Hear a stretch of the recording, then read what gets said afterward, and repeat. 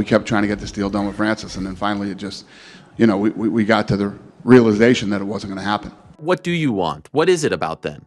Freedom is, but like, what are you looking for? Is there anything specific that you can share? I know you don't have to go through your whole entire, like, you know, life goal here, but what is it that's really bugging you about what they're offering and what maybe they're not offering? The term of the contract, everything that they put into, they hold you like in captivity.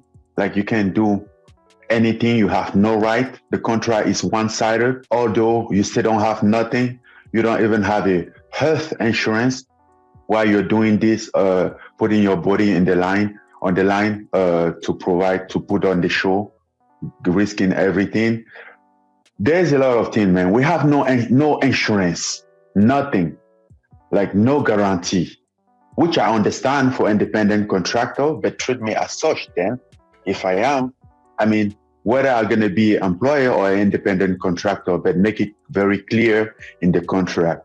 Is very mixed up. Francisngannou may have the greatest backstory out of all the champions, and the UFC couldn't build it. Every megastar the company has ever had is not because of Dana White, but in spite of him. Dana White says they offered Francisngannou a deal that would have made him the highest paid heavyweight of all time, but he declined the offer. Jon Jones vs. Francisngannou goes down at yet another no-brainer MMA super fight that somehow never got made. There have been so many of these now, it's frustrating as a fan. If you think Francisngannou ducked Jon Jones, you're an idiot. The man wanted to get paid, and if the UFC won't pay him, somebody else will. Trust that. Whatever Francisngannou does next, he'll almost certainly make more money than if he stayed in the UFC. Good for him. Sean Strickland gives his reaction to Francisngannou being released.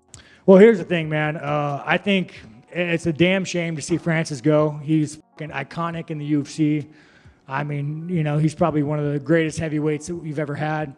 It sucks he parted ways, but I hope that him and Tyson Fury fight for a lot of fucking money. That's a fight we deserve, you know. Again, it sucks he left. I'd love to see him fight in the UFC, but, you know, if Tyson Fury sacks up, that the Gypsy King sacks up and takes that fight against Tyson or against Francis, I mean, that's go fuck yourself money. That's like I could fucking like piss in a golden toilet seat. I could do whatever the fuck I want. So it sucks he leaves, but if he could get that big money fight with Tyson, like, hats off to you, Francis.